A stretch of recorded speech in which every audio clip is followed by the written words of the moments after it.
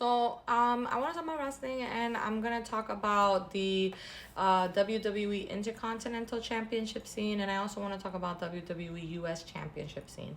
Let's start with the Intercontinental Championship scene on Raw. So we have Braun Breaker. He's the champion. He actually just had a match against Ludwig about 2 weeks ago, maybe a week ago, and he won that match cleanly, by the way. And all I have to say is I don't know who's gonna beat Braun Breaker.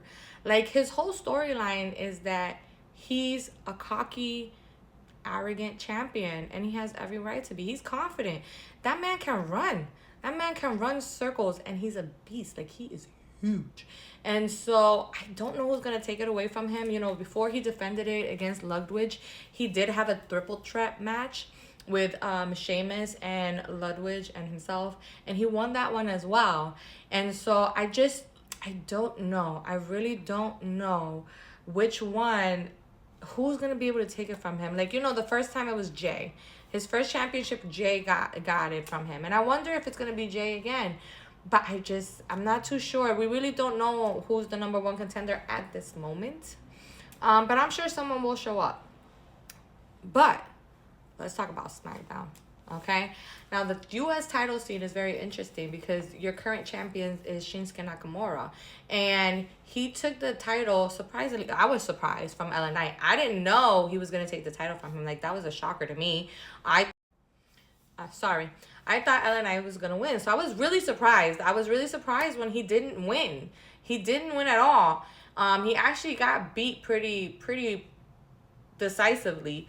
But the whole storyline was that Shinsuke got into his head because he's darker now. He came back as a darker character than who he used to be.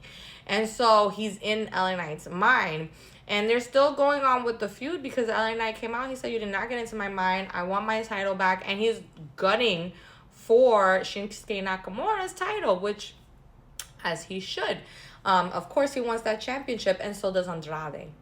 Andrade has been after that title ever since LA Knight had it. I'm surprised Carmelo Hayes didn't go out there and put his 2 cents in as well. Okay? But at the end of the day, I think it's still going to be Shinsuke versus LA Knight, and Andrade is going to be in there somehow. They kind of had a little side quest because the Bloodline attacked them, but I'll talk about that in another video. But I do think that Shinsuke Nakamura being the champion, I'm all for it. I'm all for it. I didn't like his world title reign, you know, when he beat AJ Styles. He didn't even beat AJ Styles. But I don't know. I didn't like the other title reigns that he had. I feel like creatively and like he wasn't booked as strong as a champion should be booked. He's being booked strong now. And I'm really hoping that we creatively keep this way because Shinsuke has completely transformed himself into this villain, like this anime villain. And I love it. I love it. It freshens his character, and I feel like this is where he should be. He should be booked strong. He should win cleanly. He should be in these storylines. He should be the main attraction. And so I'm happy that, you know, that he has the title, and I can't wait to see his matches because he's an amazing wrestler.